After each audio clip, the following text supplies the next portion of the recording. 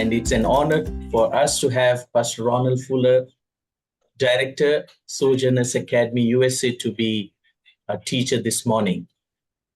Pastor Ronald fuller గారు మన మధ్యలో ఉండి మరి ఇంకా దేవుని యొక్క వాక్యాన్ని లోతుగా బోధించడానికి వారిని కలిగి ఉన్నందుకే చాలా సంతోషిస్తూ ఉన్నాం. Well, good morning to you in India. It is now nighttime where we are. So I will be speaking with you in these sessions on some teachings from Galatians. I'm not going through every detail of Galatians, just some of the teachings. అయితే మరి గలతీల పత్రికలోనికి మనం వెళ్ళి ఈ బోధన మనం చూడబోతున్నాం. ప్రతి వాక్యాన్ని కాదు కానీ మనకు సంబంధించినటువంటి కొన్ని అంశాలు మనం చూడబోతున్నాం. So Pastor, if you will read Galatians 1:1, please, in Telugu. గలతీలు 1:1. మనుషుల మూలముగానైనను ఏ మనుషుని వలనైనను కాక యేసుక్రీస్తు వలనను ఆయన మృతుల్లో నుండి లేపిన తండ్రి అయిన దేవుని వలనను అపోస్తలుడుగా నియమింపబడిన పౌలను నేనును. The first thing we see here is that Paul identifies himself as an apostle. ఇక్కడ మొట్టమొదటగా మనం గమనించాల్సిన విషయం ఏంటంటే పౌలు తన్ను తానుగా అపోస్తలుడుగా గుర్తించుకుంటున్నాడు. In the Greek, it is apostolos, a delegate, specially an ambassador of the gospel. Greek మాట ప్రకారం, భాష ప్రకారం అపోస్తలుస్ అనే ఒక మాట అనగా దేవుని చేత ఎంచబడినటువంటి మరి ఒక గృహ నిర్వాహకుడిగా, ఒక అధికారిగా ఎంచుకొనబడ్డవాడు. And he is officially commissioned of Christ with miraculous powers, apostle, messenger, and he is a sent one. మరి ప్రత్యేకంగా అపోస్తలుడిగా, వర్తమానికునిగా, దేవుని యొక్క క్రీస్తు యొక్క అధికారం, అభిషేకమును కలిగి ఉన్నటువంటి వ్యక్తిగా గుర్తించబడినటువంటి వారు. Notice Paul makes it clear he was not sent by any man or group, but by Christ himself and God the Father. మరి ప్రత్యేకంగా పౌలు అక్కడ ఏ మనుషుని ద్వారా కాదు కానీ మరి కేవలం దేవాది దేవుని ద్వారానే, తండ్రి అయిన దేవుని ద్వారా ఆయన పంపించబడ్డాడు, అభిషేకించబడ్డాడు అనే విషయాన్ని గుర్తిస్తున్నాడు. Now if we could have Galatians 1:2. గలతీలు 1:2 మనం చూద్దాం. నాతో కూడానున్న సహోదరులందరూ గలతీలోనున్న సంఘములకు శుభమని చెప్పి వ్రాయినది. Galatia is a part of what is today central Turkey. గలష్యా అనే ఒక ప్రాంతం చూస్తే ఈ రోజు మరి ఆ ఒక కేంద్రీకంగా మధ్యలో ఉన్నటువంటి టర్కీ ప్రాంతం అని మనం గుర్తించాలి. When a letter such as this was sent to a church, it was circulated to churches in the whole region. అయితే ఆ సంఘానికి ఈ లేఖనం రాయబడుతుండగా ఆ సంఘానికే కాకుండా ఆ చుట్టూరుగా ఉన్నటువంటి, ఇది కేంద్రీక ప్రాంతం కాబట్టి చుట్టూరుగా ఉన్న ఆ సంఘాలకు కూడా ఇది రాయబడినట్టుగా చూస్తున్నాం. Sometimes beyond that region even. మరి ప్రత్యేకంగా కొన్ని మార్లు ఆ ప్రాంతానికి మించి ఇంకా బయటగా వేరే ప్రాంతాలకు కూడా చేరినట్టుగా. It is important to remember there were not many or no Christian scriptures at the time many of these words were penned. ఎప్పుడైతే ఈ లేఖన భాగాలు మరి చెప్పబడ్డాయో మరి ఎక్కువగా మరి రాసిన పత్రికలు మరి ఎక్కువగా లేవన్నట్టుగా మనం చూస్తూ ఉన్నాం, రాయబడిన పత్రికలు. When Paul speaks of churches, he is referring to the Greek word ekklesia. పౌలు మరి సంఘాన్ని గురించి మరి రాస్తూ ఆయన సంఘ విషయమే ఎక్లీసియా అనే ఒక మాటను వివరించాడు. The Greek word ekklesia is calling out. That is, they were called out ones. Ecclesia అనే ఒక మాటకు వివరణ అర్థం మనం చూస్తే వారు పిలువబడిన వారు అని ప్రత్యేకంగా మనం గుర్తించాలి. They were called out of the world into God's kingdom.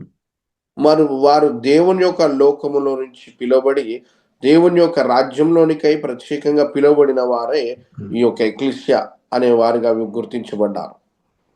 Later, Christians adopted the German word Kirche for church. అయితే తర్వాతన మరి జర్మన్ ఒక మాటలో నుంచి క్రిష అనే ఒక మాటను తీసుకురావడం జరిగింది ఈ గుంపు వారికి. Galatians 3, please. గలతీలు 3వ వచనం. చదువుతారండి మొదటి అధ్యాయం 3వ వచనం. What is often seen today is merely a polite greeting here in verse 3 is in reality much more than that.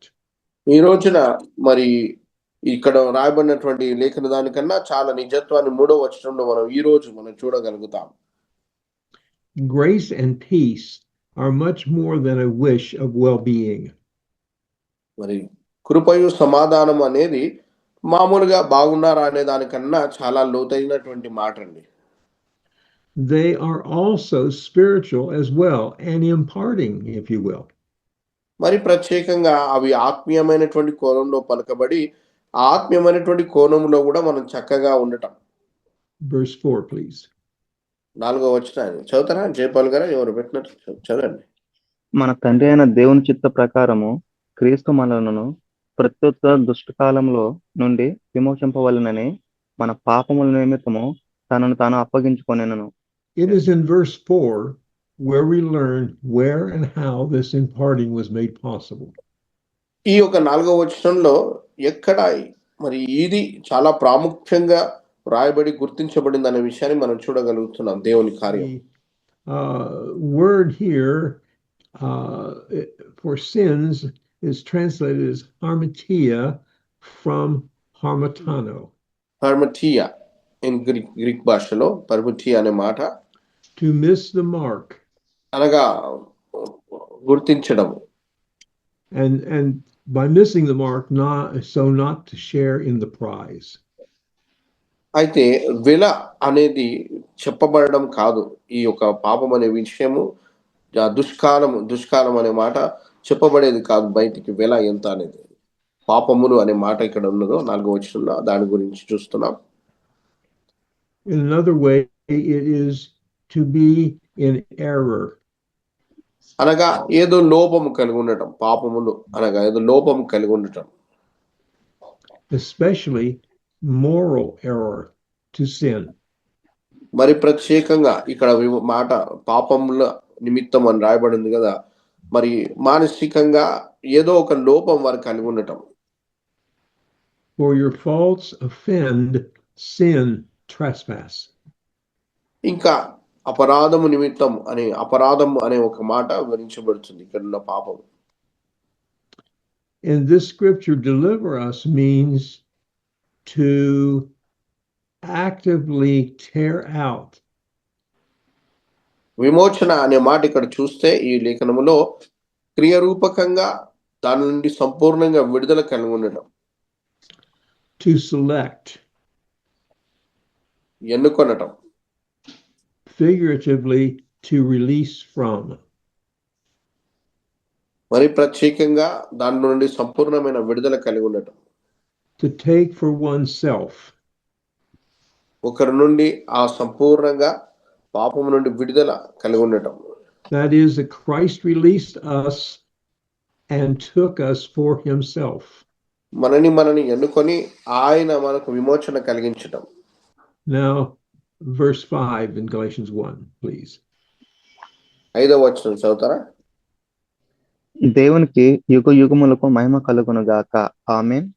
Acknowledging glory is very apparent. దేవుని మహిమను గుర్తించడం అనేది చాలా అరుదుగా అయిపోయిందండి. With this is dignity, glory, glorious, honor, praise, worship. మహిమ, స్తుతి, ఆరాధన మనం కలిగి ఉండటం, కృతజ్ఞత అంటే. And of course, amen means to say so be it. Amen అనగా మరి ఖచ్చితంగా అలా జరగడం, అలా నెరవేర్చబడాలని కోరటం. Verse 6, please. 6వ వచనం దయచేసి చదవండి.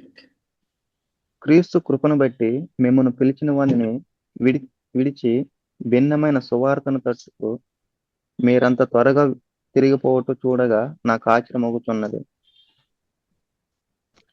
Paul here is amazed or distressed at how quickly the believers in Galatia have begun to slip from the truth of the gospel. పౌలు ఇక్కడ చూసినట్లయితే దేవుని యొక్క వాక్యము సత్యము నుండి మరి ఎలాగన ప్రజలు త్వరగా తిరిగిపోవట చూస్తున్నారు, దాన్ని బట్టి విసిగి చెందుతున్నారు. This gospel which he had delivered to them. వారికి ఇప్పటికే ఆయన విడుదల చేసి ప్రచురించినటువంటి ఆ సువార్తను బట్టి ఎంతగా త్వరగా తిరిగిపోవచ్చున్నారని బాధపడుచున్నారు. Verse 7, please. 7వ వచనం అండి దయచేసి. అది మరి ఒక సువార్త కాదు గాని క్రీస్తు సువార్తను చెరపగోరి మిమ్మల్ని కలవరపరచువారు కొందరున్నారు.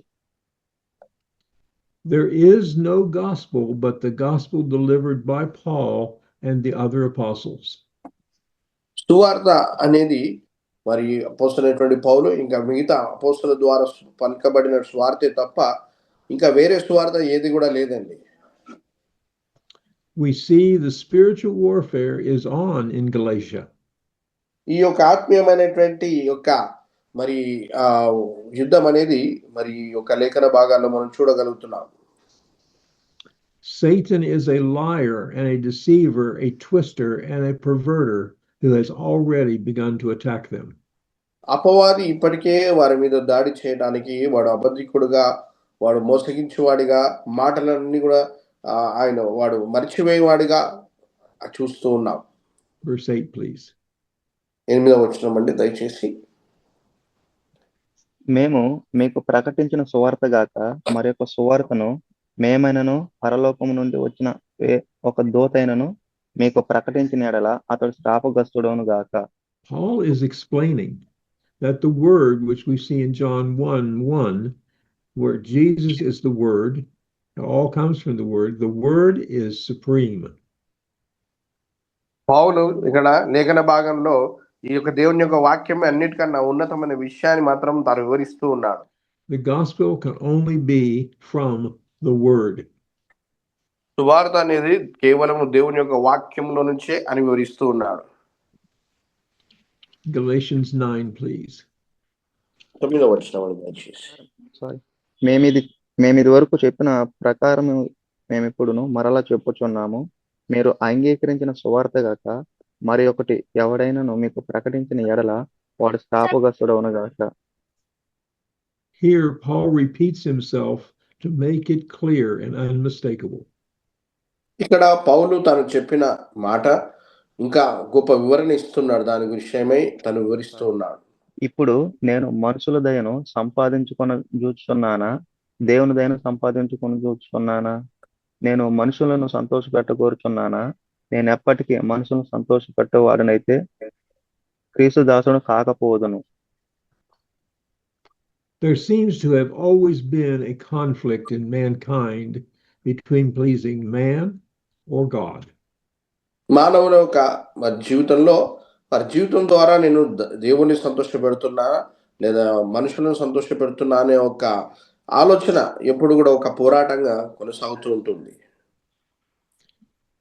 Adam in the garden east of Eden experienced this when he pleased Eve. ఆదాము ఎప్పుడైతే మరి అవ్వను సంతోషపెట్టినాడో దాని విషయమై తాను కూడా విచారిస్తూ వచ్చినాడు. He pleased Eve by eating the forbidden fruit. ఏదైతే మరి దేవుడు తినకూడదని తిరస్కరించి ఉన్నాడో ఆ ఒక ఫలమును తినడం ద్వారానే మరి ఆ హవ్వ మీదుగా తను ఎప్పుడు కూడా విచారణతో ఉన్నాడు. ఆమెను సంతోషపెట్టడానికి ప్రయత్నం చేసి విచారణలో ఉన్నాడు. Adam knew what he had been instructed by God. దేవుని చేత ఏమి ఆజ్ఞాపించినాడో ఆ విషయం ఆదాముకు తెలుసు. He let Eve eat of the forbidden fruit and then ate of it himself. ఆయన మొదటగా తినకూడదు అన్నటువంటి ఆ ఒక ఫలమును తినేటట్టుగా మరి అవ్వ తినుచుండగా దాన్ని ఆపలేదు, అలాగనే తాను కూడా తాను స్వీకరించి ఉన్నాడు. It is important to remember that before this, neither Adam nor Eve, to our knowledge, had ever seen or experienced the consequences of disobedience. అయితే వారు మరి నేరుగా మరి ఈ యొక్క ఆజ్ఞను గైకొనలేదు, ఆజ్ఞకు అతిక్రమంగా ఉన్నటువంటి మరి శిక్షను నేరుగా పొందలేదని మనకు తెలుసు అప్పటికప్పుడే.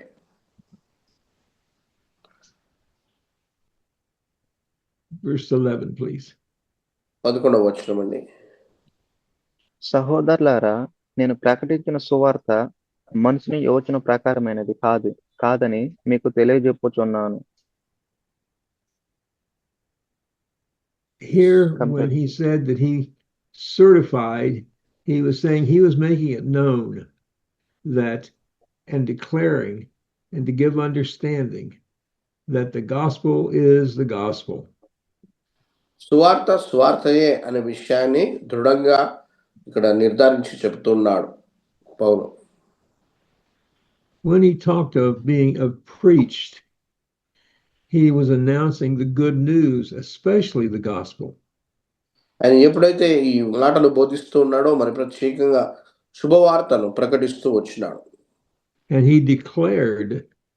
declared to show that the good tidings, he preached them, again, the gospel. శుభమును పలుకుట ద్వారా కూడా ఆయన సువార్తను ప్రకటిస్తూ మరి వారి జీవితాల్లో శుభమైన కార్యమును పలుకుతూ వచ్చాడు. Verse 12, please. 12వ వచనం అండి. మనుషుల వలన దానిని నేను పొందలేదు, నాకెవడు దానిని బోధింపలేదు గాని యేసుక్రీస్తు బయలుపరచడం వలనే అది నాకు లభించినది. Paul is making it clear that he had received by revelation. పౌలు ప్రత్యేకంగా ఆయన నేరుగా దేవుని యొక్క ప్రత్యక్షత ద్వారా ఈ సువార్తను పొంది ఉన్నాడనే విషయాన్ని చెబుతున్నాడు. Revelation from Christ himself, not any man. క్రీస్తుని గురించినటువంటి ప్రత్యక్షత ద్వారానే పొంది ఉన్నాడు కానీ ఏ మనుషుని ద్వారా మనుషుని వలన కాదని చెబుతున్నాడు.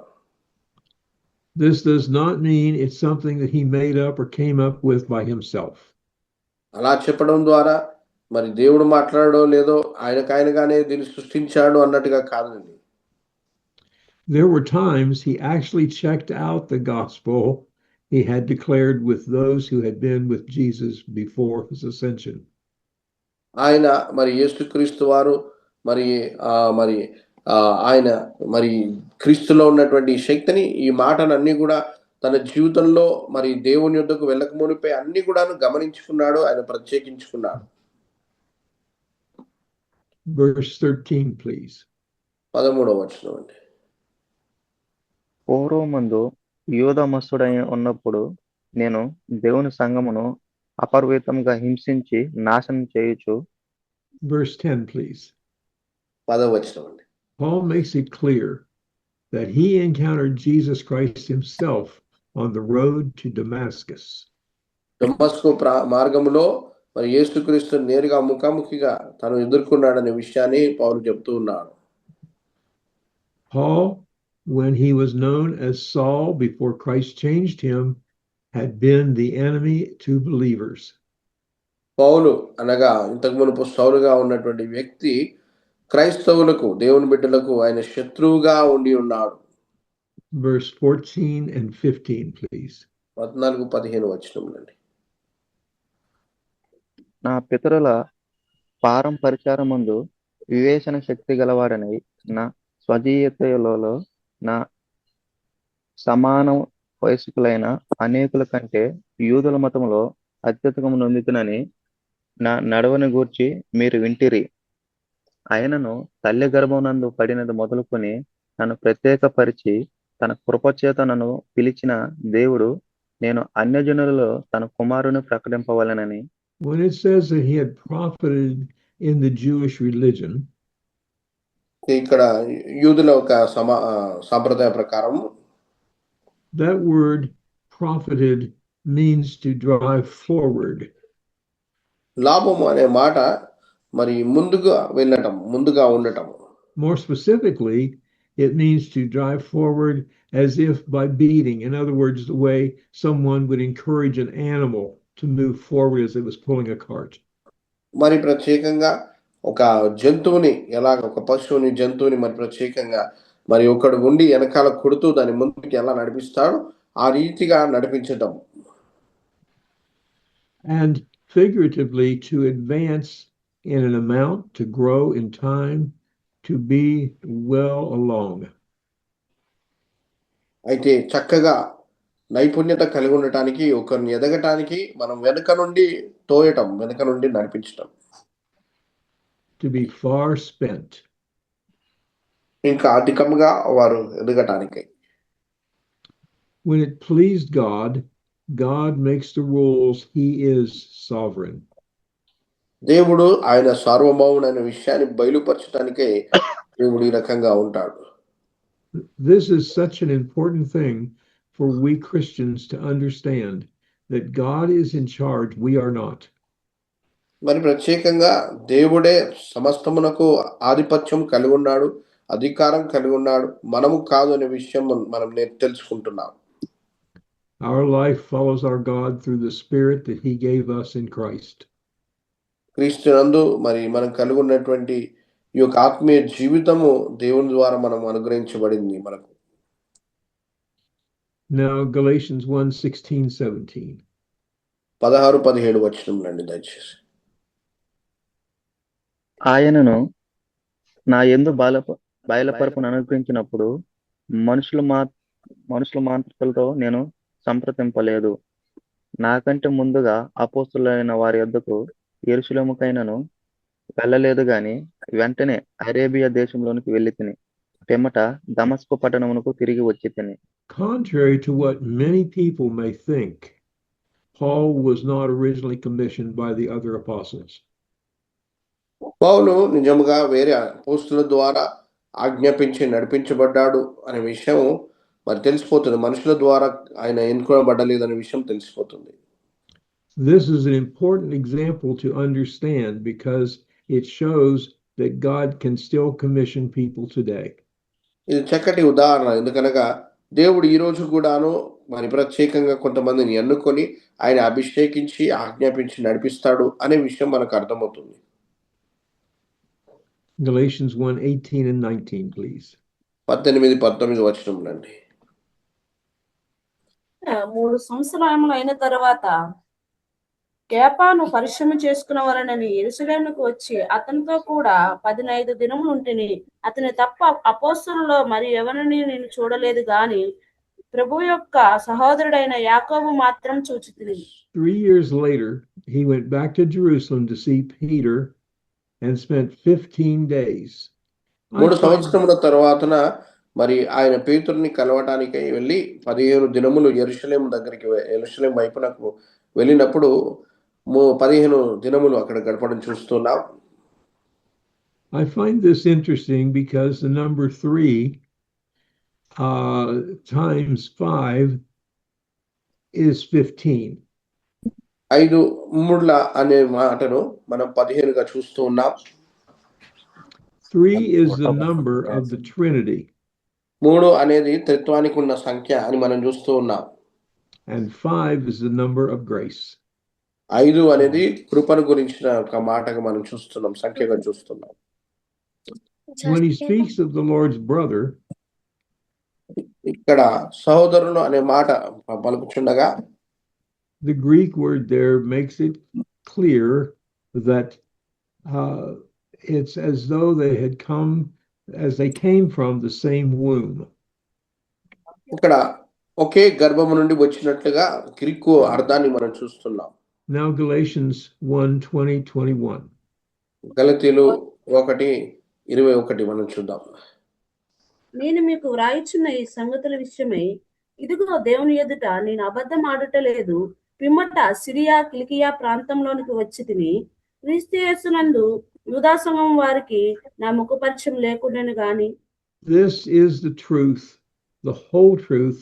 So help me God is what he's saying to the people. దేవుడు తన ప్రజలకై తను చెబుతున్నటువంటి సత్యము అనగా సర్వసత్యం అనే విషయాన్ని మనం ఇక్కడ చూడవచ్చు. Syria is much where it is then, it is where it is today. Syria ఈ రోజు కూడాను అది ఎక్కడ ఉందో అక్కడే ఉందండి, ఆ సమయానికి కూడా ఆ కాలానికి కూడాను. Cilicia is below Galatia in south central Turkey along the Mediterranean. Cilicia అనేది మరి మెడిటరేనియన్ ప్రాంతంగా మరి టర్కీలో మరి అక్కడ ఆ ప్రాంతంలో ఉండడం మనం చూస్తున్నాం. Now Galatians 1:22-23. 22-23 వచనములండి. క్రీస్తునందున్న యూదయ సంఘముల వారికి నా ముఖపరిచయము లేకుండెను గాని మునుపు మనలను హింసపెట్టిన వాడు తాను పూర్వమందు పాడు చేయుచు వచ్చిన మతమును ప్రకటించుచున్నాడన్న సంగతి మాత్రమే విని వారు నన్ను బట్టి దేవుని మహిమపరచరి. The believers in those areas recognized Paul. ఆ ప్రాంతంలో ఉన్న విశ్వాసులు పౌలును గుర్తించారు. They recognized him when they saw him. ఆయనను చూడగానే వారు గుర్తించారు. He was unknown to the churches in Judea. జుడియా ప్రాంతంలో ఉన్నటువంటి సంఘములకు ఆయన ఎవరో తెలియదు, ఆయన పరిచయం లేదు. Because he, with all his training, was sent to the Gentiles. ఆయన తన యొక్క తర్బీదు ద్వారానే మరి ఆయన అన్యుల్లోనికి పంపించాడు. This, I believe, was a very important distinction. ఇది చాలా ప్రత్యేకమైనటువంటి వివరణ అని నేను అనుకుంటున్నాను. Being well trained as a Jew, to send him to the Gentiles verified that the Gentiles could become Christians. యూదుల్లో నేర్పరి కలుగున్న ఈ వ్యక్తి ఆయన అన్యుల్లోనికి పంపించబడి అన్యుల్లో మరి క్రైస్తవులను తయారు చేయడానికి మరి ప్రత్యేకంగా దేవుడు అతను ఏర్పాటు చేశాడు. And once he was the enemy, but now he was changed and a proponent of the faith. ఆయన ఒకప్పుడు దేవుని యొక్క బిడ్డలకు క్రైస్తవులకు శత్రువుగా ఉండి ఉన్నాడు, కానీ ఇప్పుడు ఆ క్రీస్తు విశ్వాసమునకే ఉన్నతమైనటువంటి పిలుపు కలిగి ఉన్నవాడిగా ఉన్నాడు. What a wonderful demonstration of how when Christ places the Holy Spirit in a person, they are a new creature and completely changed. క్రీస్తు ఒకరి జీవితంలో పరిశుద్ధాత్మని కలగజేస్తే ఆ పరిశుద్ధాత్ముని ద్వారా వారు సంపూర్ణంగా మారిపోయి ఇలాగున ఒక క్రొత్త సృష్టి అవుతాడనే విషయానికి దానికి కరెక్ట్ గా సరి అయినటువంటి ఉదాహరణ పౌలుని మనం తీసుకోవచ్చండి. And they glorified God in me, he said. Just 24. 24వ వచనం దయచేసి. హింస పెట్టిన వాడు తాను పూర్వమందు పాడు చేయుచు వచ్చిన మతమును ప్రకటించుచున్నాడన్న సంగతి మాత్రమే విని వారు నన్ను బట్టి దేవుని మహిమపరచరి. They did not glorify Paul, but they glorified God for him and what he preached. వారు పౌలుని గణపరిచి మహింపరచలేదు, కానీ పౌలు తాను ఏదైతే బోధించాడో ప్రకటించాడో దాన్ని బట్టి దేవుణ్ణి వారు స్తుతించి గణపరిచారు. They saw God in Paul and followed through Paul. పౌలులో పనిచేస్తున్న దేవుణ్ణి చూసి ఆ దేవుని కార్యాన్ని బట్టి దేవుని స్తుతించి మహిమపరిచారు. These words from Galatians are so helpful for us today. గలితీల్లో నుంచి ఉన్నటువంటి లేఖన భాగాలన్నీ కూడా ఈ రోజు దేవుని బిడ్డలుగా క్రైస్తవులుగా మనకు చాలా సహాయకరంగా ఉన్నాయండి. Because they demonstrate today that the gospel has not changed, nor the believers. అనగా సువార్త అనేది మారలేదు, అలాగనే విశ్వాసాలు కూడా మారలేదనే విషయాన్ని మనకు బయలుపరుస్తున్నాయి. A believer receiving the gospel now is no different than a believer receiving the gospel 2000 years ago. ఈ రోజు క్రీస్తుని అంగీకరించినటువంటి విశ్వాసికి కానీ 2000 సంవత్సరాల క్రితం క్రీస్తుని అంగీకరించిన విశ్వాసికి కానీ ఏ భేదం లేదు, ఏ తేడా లేదనే విషయం మనకు అర్థమవుతుంది. What a wonderful thing to know, and to know that we are in Christ just as they were. మనము ఎలాగనైతే క్రీస్తులో ఉండి ఉన్నామో ఇప్పుడు క్రీస్తు ద్వారా, వారు కూడాను అలాగనే క్రీస్తు ద్వారా ఉండి ఉన్నారనే విషయాన్ని తెలుసుకోవడం ఎంతో ఆశ్చర్యం, ఎంతో ఆశీర్వాదం. I also would like at this time to express personally వ్యక్తిగతంగా ఒక విషయం మీతో విన్నపించుకుంటున్నాను. how thankful I am for your translation. మీ యొక్క అనువాదమును బట్టి సంతోషిస్తున్నాను. And to say how pleasant the voices of the readers of the scripture were. అలాగనే అనువాదం, అలాగనే లేఖన భాగాలు చదువుతున్నటువంటి మీ స్వరాలు మనందరిని బట్టి వందనాలు, సంతోషిస్తున్నాను. More than just excited, I am thrilled to be a part of this at this time with you. మీతో పాటు కలిసి ఉన్నటువంటి ఈ సమయం దేవుని సన్నిధిలో ఇలా కలవడంను బట్టి నేను చాలా సంతోషిస్తూ ఉన్నాను.